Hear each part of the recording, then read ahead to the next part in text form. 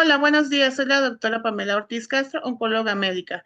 En el siguiente módulo revisaremos los avances y desafíos en la lucha contra el cáncer de mama, así como la evidencia en la toma de decisiones en oncología. Esperamos que este módulo sea de su interés. Bienvenidos.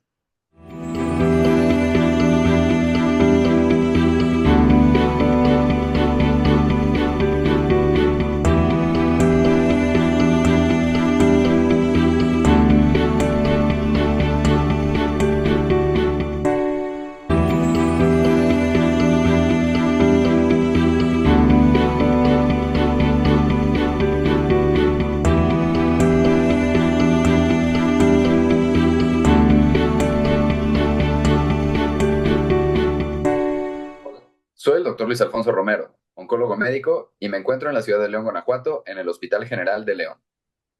Y el día de hoy les voy a hablar de los desafíos y retos que existen actualmente en la atención del cáncer de mama en México y cómo esto también ocurre en América Latina. Tenemos que empezar por hablar puntualmente por cómo se desarrolla o cómo es el escenario del cáncer de mama en México y el mundo. El impacto de una enfermedad de esta magnitud, tanto social como emocional, cómo se involucra el sistema de salud y el gobierno en la atención del cáncer de mama y cómo nosotros mismos como especialistas y subespecialistas estamos involucrados no solo en la atención, sino también en el retraso de la misma. Empezamos por el contexto general. Y sabemos que al 2022 el cáncer de mama es el segundo más común en incidencia, pero a nivel mundial el reflejo es que la mortalidad ha ido descendiendo poco a poco, llegando a ser el cuarto, quinto lugar en mortalidad. Y esto se debe en gran medida al acceso de diagnóstico temprano y a cada vez más y mejores tratamientos. Y esto lo hemos visto a lo largo del tiempo. Esta curva, que me parece altamente explícita, ha mostrado cómo a lo largo de las décadas la supervivencia de las pacientes y los pacientes con cáncer de mama en el mundo ha mejorado. Y eso que no incluye los últimos 20 años, donde cada vez hay más y mejores opciones para los pacientes. Y ha sido un fenómeno un poco paradójico, donde hemos tenido más opciones, más recursos, más entendimiento del cáncer, pero hemos aprendido también a ser menos agresivos y a desescalar tratamientos tanto quirúrgicos, radiooncológicos y sistémicos, sin afectar supervivencia.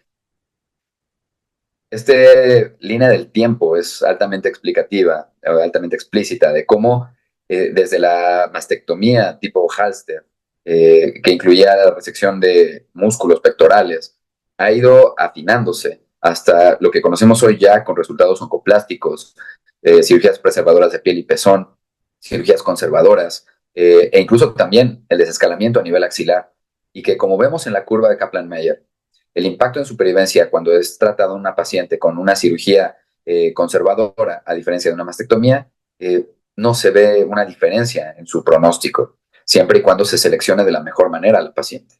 Y esto lo ha permitido no solo el refinamiento de las técnicas quirúrgicas, sino el avance tan importante que ha habido en los tratamientos sistémicos.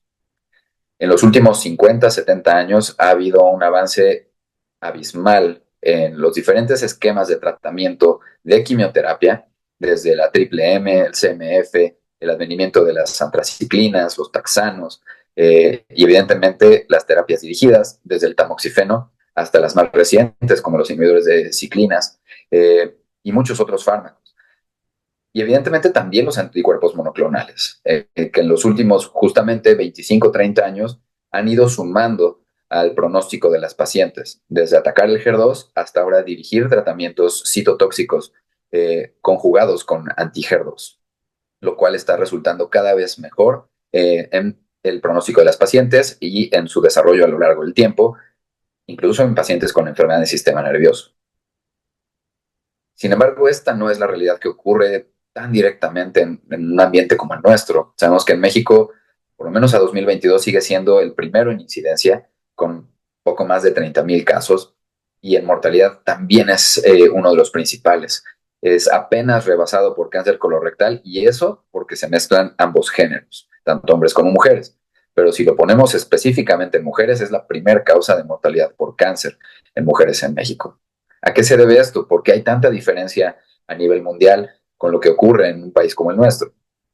Pues principalmente, aunque esta referencia es un poco pues ya antigua, sabemos que el diagnóstico tardío es uno de los principales factores. Esta gráfica sacada del INEGI del 2015, a raíz del Seguro Popular, nos muestra cómo la cantidad de pacientes detectadas en etapas localmente avanzadas o metastásicas es mayor que la a nivel mundial.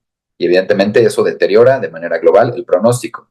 Sin embargo, también sabemos que el retraso en el tamizaje, la falta de alcance y de acceso en el tamizaje para pacientes en muchos lugares de nuestro país y la falta del acceso de tratamiento de todo tipo, lo hablaremos un poco más adelante, es lo que hace que no podamos impactar de manera positiva y disminuir la mortalidad y llevar este cáncer a un escenario donde sea no el primero en causas de muerte.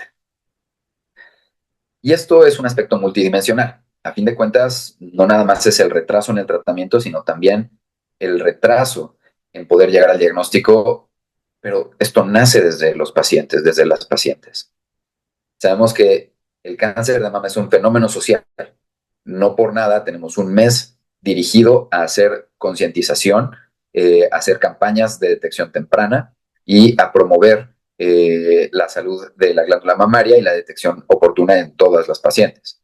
Es la primera causa de muertes por cáncer en mujeres en nuestro país.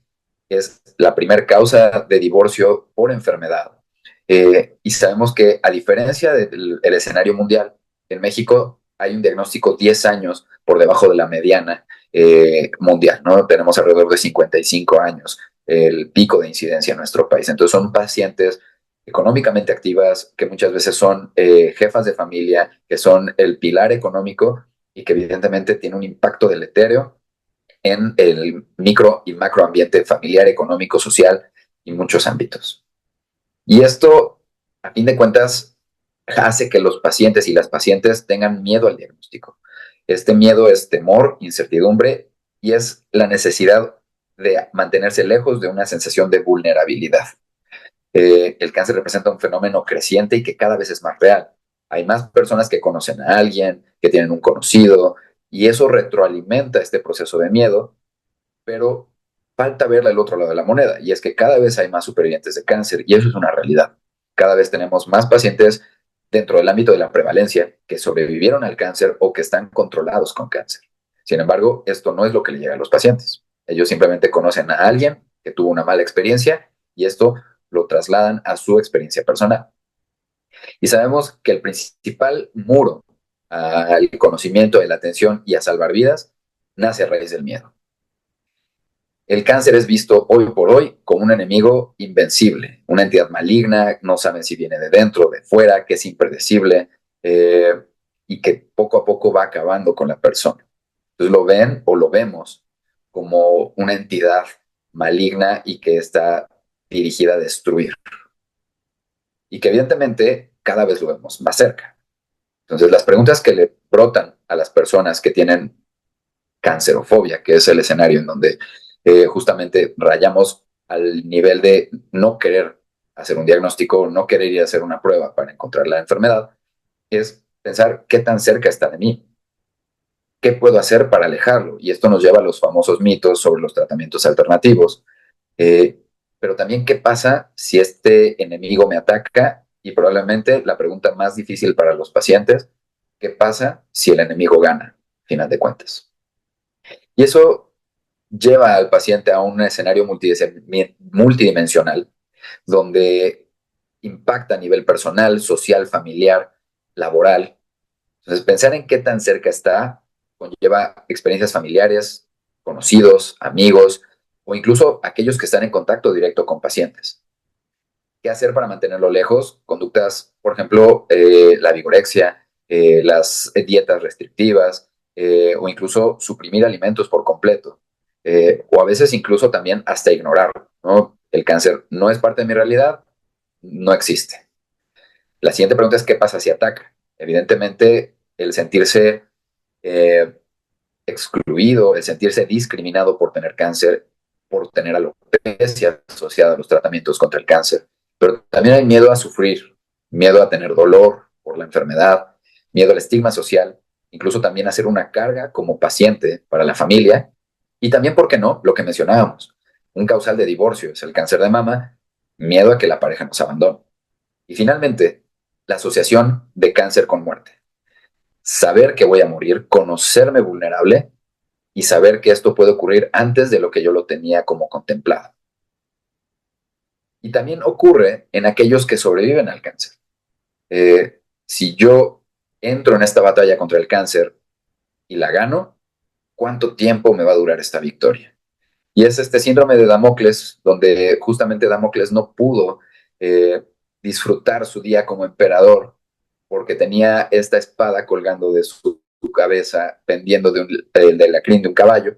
Y entonces esta sensación de que hay un peligro inminente no me permite disfrutar mi día a día. Es este miedo a la recaída que afecta a más de la mitad, casi a todos los pacientes sobrevivientes de cáncer, y que hasta una tercera parte desarrolla estrés postraumático. Entonces, el impacto personal, social, familiar, emocional que conlleva el cáncer hace que derivemos en un diagnóstico tardío y que no tengamos acceso a los tratamientos o incluso al rechazo a los tratamientos. Entra el tercero en discordia, que es el aspecto político, el gobierno, el sistema de salud. Entonces, a fin de cuentas, me voy a remontar un poco más atrás, a hace unos 50 años, poco más, cuando Richard Nixon firmó el National Cancer Act en 1971, donde redirigió 16.1 billones de dólares de aquella época, una moneda más estable, pero justamente a encontrar y a desarrollar más investigación contra el cáncer. A raíz de esto, la investigación contra el cáncer en la Unión Americana creció de manera exponencial, incluso a tener niveles de investigación al nivel o mayores a la cantidad de protocolos que se desarrollan en toda la Unión Europea. Y sabemos al día de hoy que la bandera de la lucha contra el cáncer es una herramienta política poderosísima, al grado que algunos candidatos, incluso actuales, lo han llegado a usar como una bandera fuerte, vendiendo que van a encontrar la cura contra el cáncer. A esto se suma toda la inversión que se hace por diferentes empresas farmacéuticas. Es realmente la lucha contra el cáncer una empresa multimillonaria, donde hay una inversión activa y que también se espera una retribución monetaria pues cuantiosa.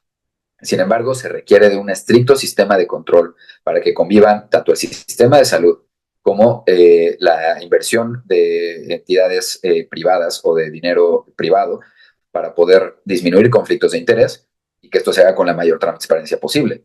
Vamos, a fin de cuentas, el objetivo es que los pacientes tengan más acceso a mejores medicamentos de manera más temprana. Y sabemos que cada vez hay más medicamentos contra el cáncer. Tras la pandemia, la línea de investigación más alta, o más bien antes de la pandemia, la línea de investigación más alta siempre era oncología. Evidentemente, justo en la pandemia del SARS-CoV-2 se redirigió un poco esto. Sin embargo, sabemos que la línea o la cantidad de fármacos que están desarrollándose contra el cáncer van en aumento de manera exponencial, en diferentes rubros, en diferentes líneas, diferentes patologías. Y también algo que sabemos es que los costos de los medicamentos también han ido en aumento. Más o menos en 1999, el costo de los fármacos más o menos era de $1,500. Y esto se ha cuadruplicado casi para 10 años después, en 2009. Y hoy tenemos cada vez más mejores fármacos, pero el costo también se ha ido incrementando a nivel mundial. Y sigue siendo un reto, no solo en países como el nuestro, sino en países también de la Unión Europea y la Unión Americana, donde el acceso universal a fármacos es muy complicado y es una importante limitante para poder tener un verdadero impacto en la supervivencia de los pacientes con cáncer. Y esto ha surgido a raíz de la medicina personalizada. Sí, sabemos que este impacto en el cáncer de mama y que en muchos otros cánceres se está replicando. La mejoría en el pronóstico nos ha surgido a raíz del conocimiento biológico, de saber que no todos los medicamentos y no todos los tratamientos son para todos los pacientes, sino que ya no hay este traje unitalla, sino que hay que hacer un tratamiento a la medida y que esto también va a verse reflejado en lo que hacemos en las reuniones multidisciplinarias y que justo necesita no solo más acceso a medicamentos, sino que también del otro lado inversión para encontrar biomarcadores que nos permitan orientar los tratamientos. Entonces, realmente no solo es un costo en el tratamiento, sino también en el diagnóstico de qué paciente se beneficia con qué fármaco.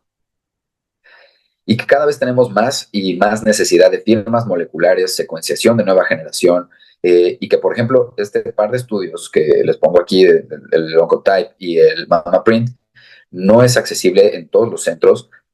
Muchos sistemas de salud no cubren la realización de estos estudios, que en ocasiones incluso nos permiten desescalar de manera pues lo más segura posible tratamientos postquirúrgicos.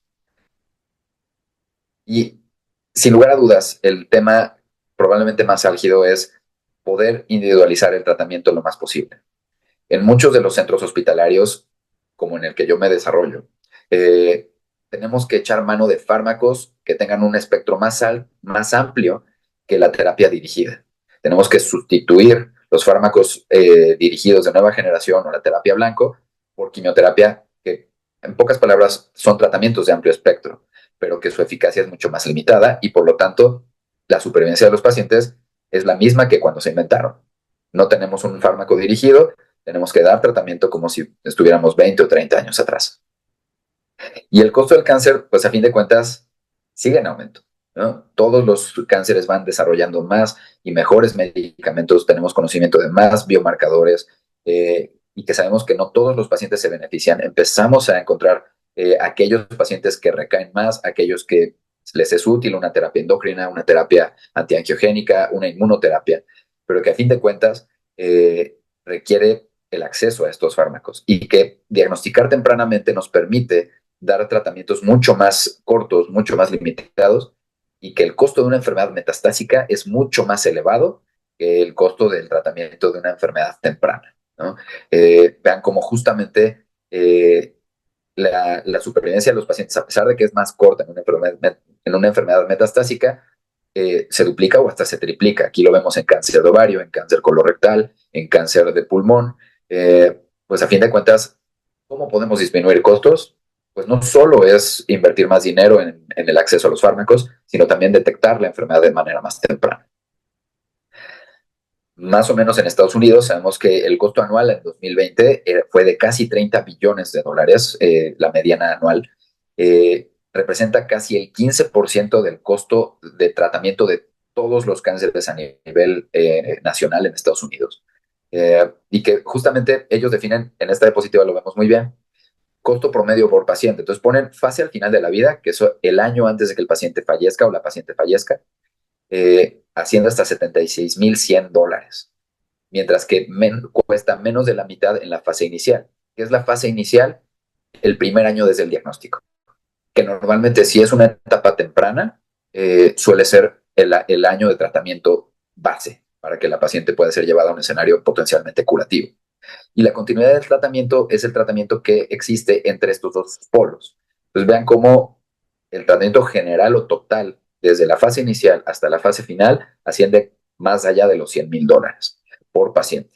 Y si estamos pensando que en México son alrededor de 31,000 pacientes, pues el costo es abrumador, ¿no? Entonces hay que detectarlo tempranamente para que podamos optimizar y que también las pacientes puedan activarse económicamente y que puedan seguir siendo económicamente activas, funcionales y que sean desarrolladas plenamente en su ámbito personal, familiar y social. ¿Qué puede hacer el gobierno? Entonces, primero, definir estándares, y es algo que mencionaremos un poco más adelante. ¿Cuáles son las metas significativas para que la población tenga un beneficio o un impacto? ¿Cómo llegar a tener esa disminución en la mortalidad, aunque sea el cáncer más común, que no sea el más letal? Generar información y estadística. Entonces, partir de hacer el Registro Nacional de Cáncer, saber cuántas pacientes son diagnosticadas, en qué etapas y de forma multiinstitucional en todo el país. Entonces, este esfuerzo requiere la colaboración de todos, tanto a nivel nacional y, por qué no, hacerlo a nivel Latinoamérica. Evidentemente, también buscar nuevas opciones de financiamiento. Probablemente el uso compasivo o programas de uso temprano, de acceso temprano a los fármacos en convenio con la industria farmacéutica, o estas estrategias que hay en otros países como el riesgo compartido, donde si se obtiene el beneficio que estipula el estudio, el ensayo clínico que llevó a la aprobación, el costo lo absorbe el gobierno y si no ofrece ese beneficio, el costo lo absorbe la industria farmacéutica. Vamos, a fin de cuentas son estrategias para tratar de disminuir el costo a nivel general y que no todo recaiga en el gobierno. Y evidentemente darle participación al electorado, a la paciente. Y estos grupos de apoyo a paciente o grupos que le dan voz a los pacientes, los Patient Advocacy Groups, permiten empoderar al paciente para que forme parte, no solo de reportar efectos adversos, sino también de participación activa en toma de decisiones y en el poder buscar acceso a tratamientos. Y esto, la base es la educación. Y nosotros como médicos, desde que nos formamos, somos educadores de médicos en formación, residentes, internos que vienen abajo y que poco a poco vamos siguiendo, transmitiendo la información y que ahora nos toca difundir y en un mes como este, pues tener un poco más de foro para poder llevar a cabo el acceso a la información que sea verídica, que sea correcta y que sea entendible para los y las pacientes y poder lograr esto. Que ya habíamos visto antes, justamente, ¿no? Esta gráfica es de Estados Unidos. Tenemos que replicar algo así en México y Latinoamérica. Justo, claro, tener más fármacos, tener más biología molecular, tener más medicamentos, pero lo importante es que jalemos la curva lo más alto posible. Y aquí es donde vamos a partir sobre los retos en el acceso a la atención médica. Entonces, evidentemente, el diagnóstico del cáncer de mama lleva un proceso, lo que se conoce como el viaje del paciente. Normalmente, las pacientes que no son diagnosticadas mediante una mastografía llegan por datos de algún tumor, alguna lesión en mama, y que muchas veces esto ya habla de una enfermedad más avanzada o incluso tardía. Pero la intención es que estas pacientes sean diagnosticadas con una mastografía, el estudio base como parte del tamizaje, una mastografía de pesquisa en una paciente asintomática, ¿no? Entonces es importantísimo establecer el diagnóstico temprano mediante el tamizaje en población sana. Y que esto lleva al acceso de la paciente con un médico de primer contacto. Entonces el primer involucrado sería el médico de primer contacto, que la gran mayoría de las veces es el médico familiar o un ginecólogo. Después pasamos al proceso de diagnóstico, donde usualmente ya involucran al oncólogo, ginecólogo-oncólogo o cirujano-oncólogo, y esto nos lleva a hacer la biopsia, que evidentemente sabemos todos que tiene que ser una biopsia de tejido, no una biopsia de aspiración con aguja fina, y que idealmente debe de modificar lo menos posible la lesión mamaria. ¿Para qué? Para poder contemplar más adelante un manejo multidisciplinario. Después, hacer una adecuada estadificación. Si nosotros hacemos una biopsia excisional o una biopsia incisional, modificamos la enfermedad y la estadificación resulta más compleja. Entonces, poder determinar bien el T, el N y hacer los estudios de extensión necesarios para descartar enfermedad a distancia. Y esto es rubro meramente ya de alguien dirigido a la oncología, gineco-oncología o cirugía oncológica. Y finalmente, llegar al tratamiento.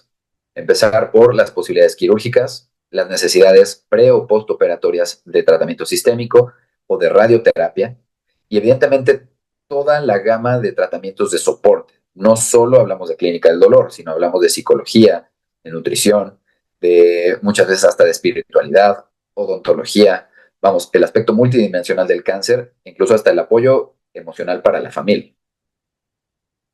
Y una vez que la paciente es tratada, un seguimiento que inicialmente o la gran mayoría de las veces se lleva por 5 años por un especialista, actualmente quien lo trata. Y si hablamos desde el punto de vista institucional, tras los 5 años regresar nuevamente al inicio del ciclo con el médico del primer contacto y hacer su mastografía anual y su vigilancia estándar.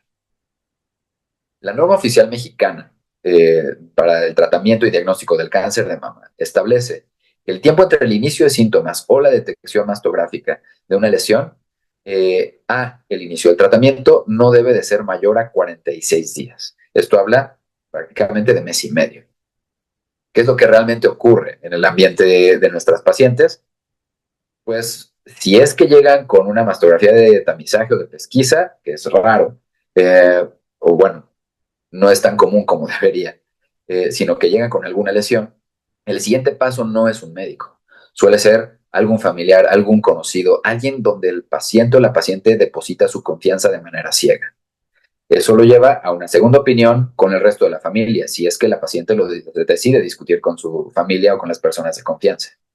De ahí va con amigos, y entonces entre estos tres grandes escenarios de su red de apoyo, porque es donde la paciente deposita más su confianza, eh, y que muchas veces dan vueltas, esto deriva en terapias alternativas, retraso en las terapias realmente eficientes.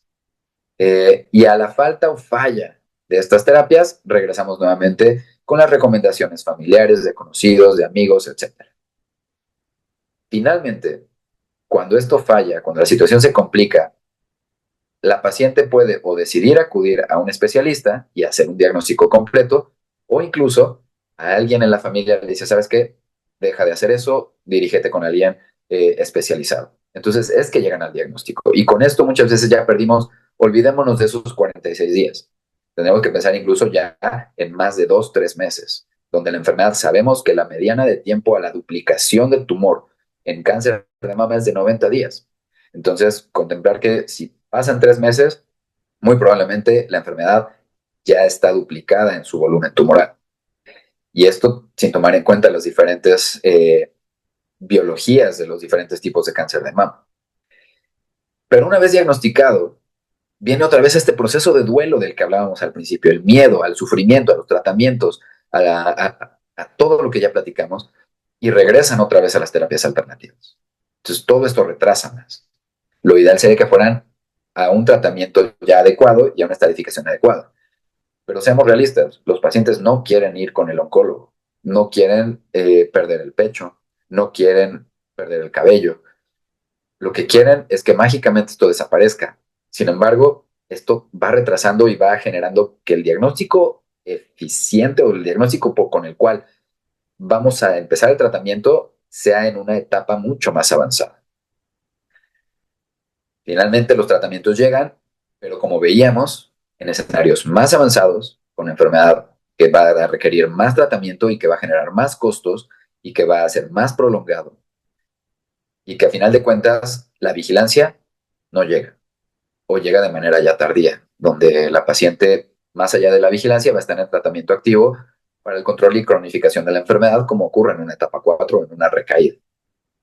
Y esto está basado en exclusivamente miedo y desinformación. Entonces, por eso es que tenemos que abrir los canales de comunicación eficaces y objetivos y asertivos con los pacientes. Y aquí es donde entramos todos. El equipo multidisciplinario es el, lo que tenemos que buscar ofrecerle al paciente.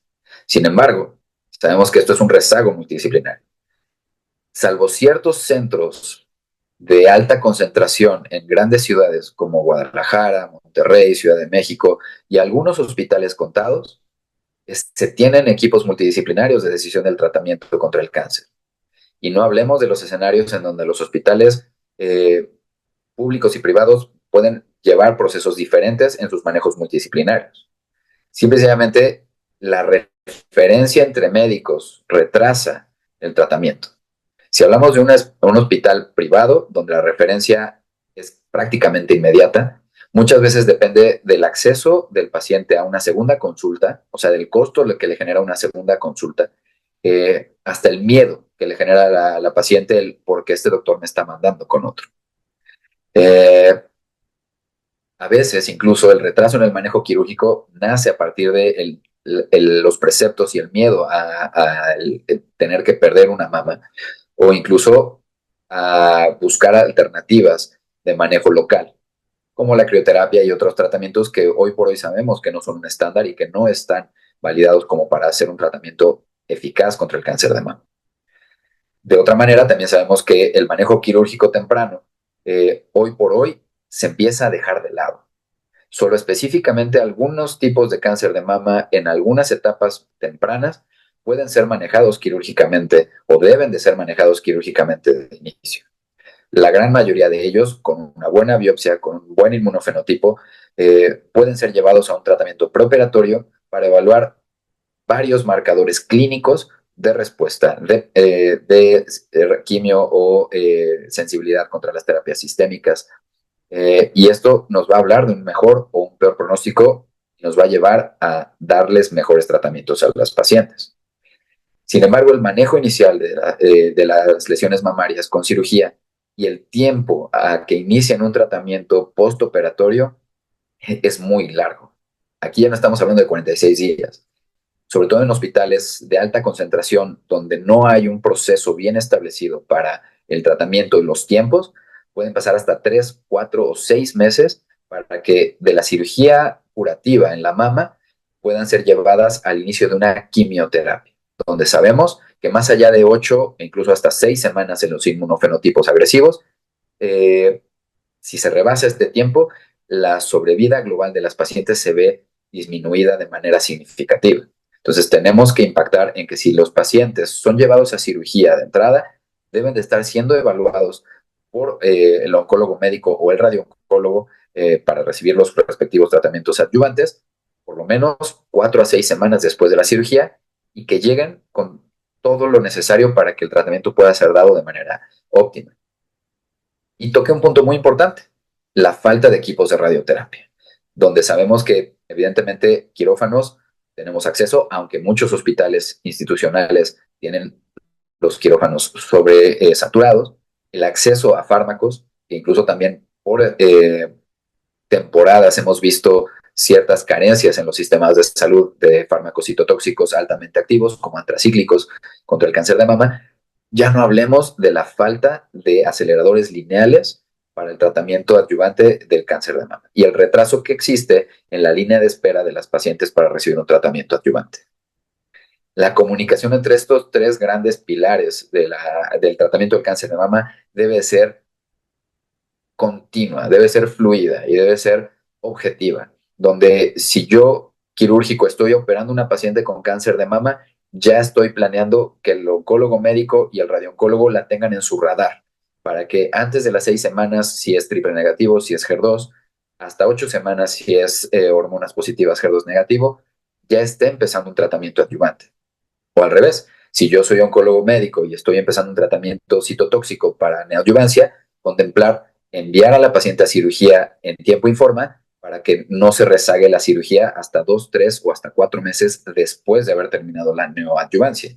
Y hablar dirigidamente con el radiooncólogo, que nos pueda tener justamente un espacio para recibir el tratamiento al término de la quimioterapia adyuvante y que la paciente pueda recibir su tratamiento en tiempo y forma y el beneficio en el impacto en supervivencia libre de enfermedad y supervivencia global.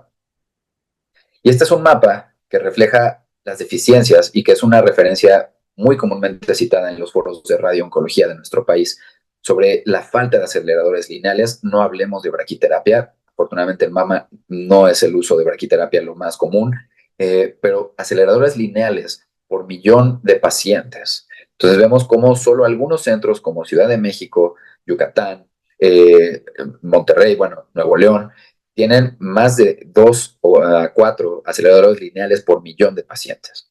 Pero centros como Guerrero, o estados más bien como Guerrero, Oaxaca o la Baja California, tienen una necesidad mucho mayor.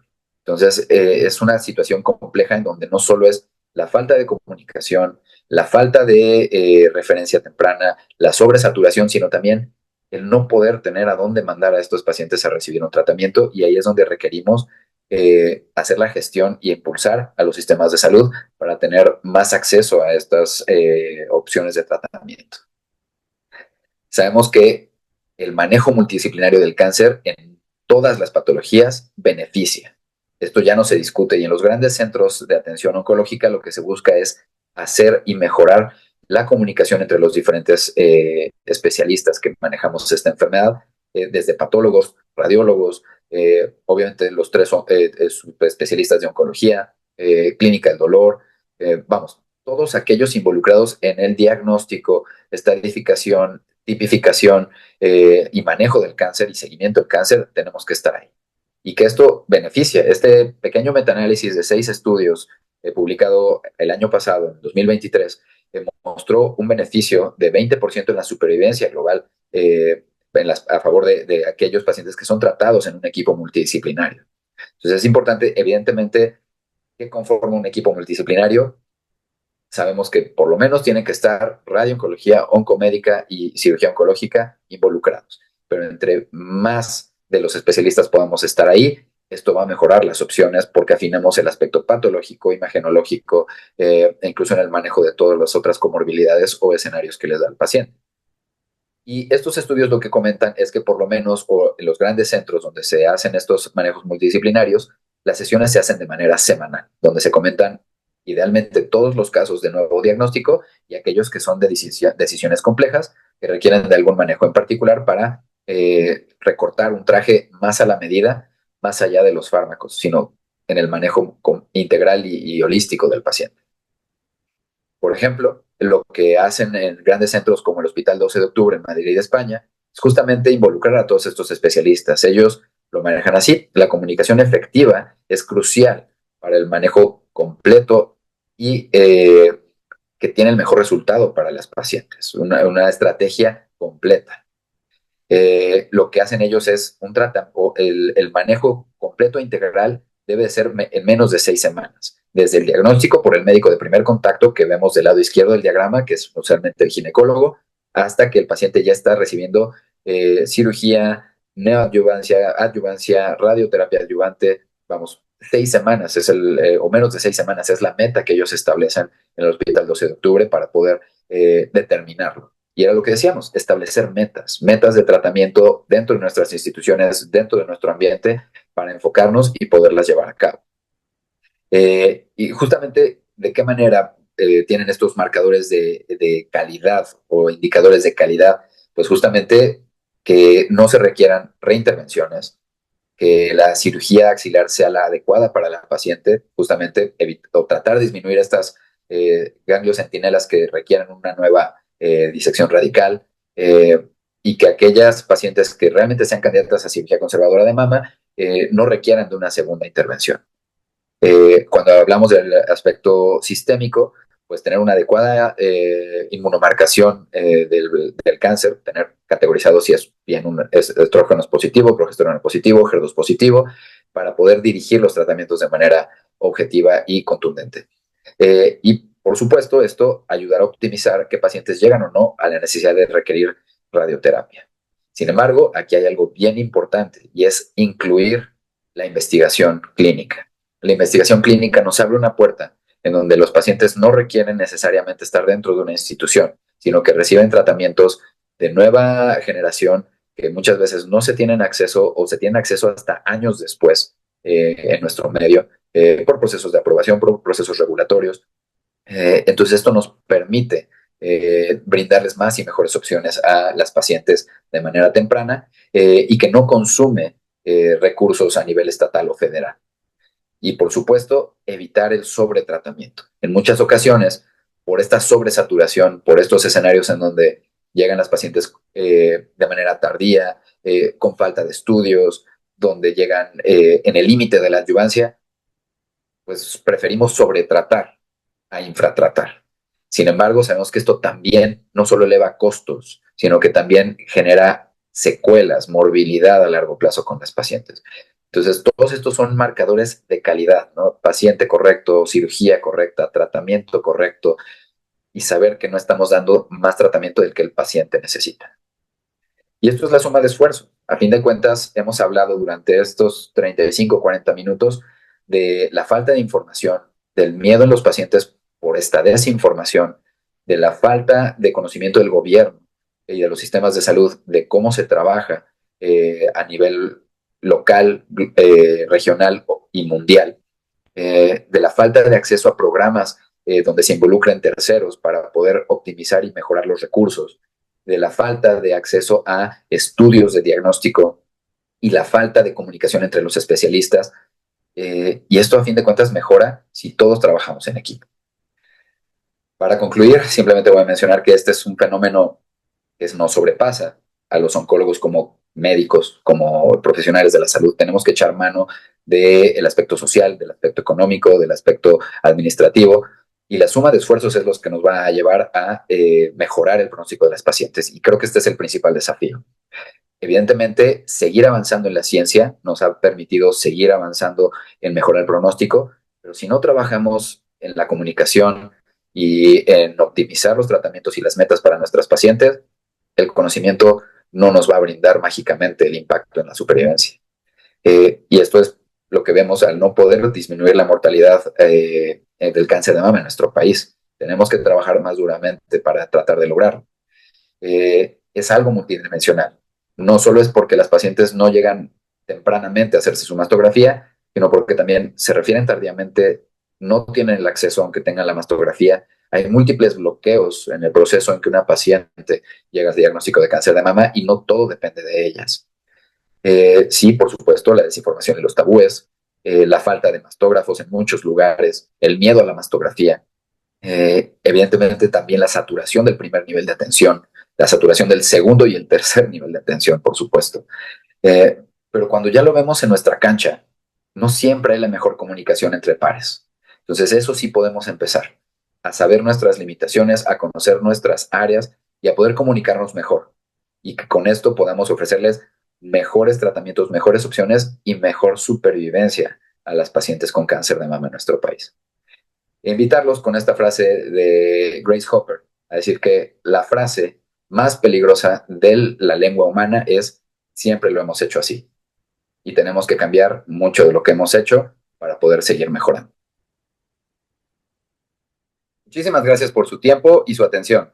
Cualquier cosa, tienen mi contacto aquí, en mi correo, drluisromero@hotmail.com, o pueden encontrarme en Facebook como Dr. Luis Romero, OncoMD, Instagram o Twitter como Dr. Romero-leoncólogo o @leoncólogo. Muchas gracias nuevamente, que tengan buen día.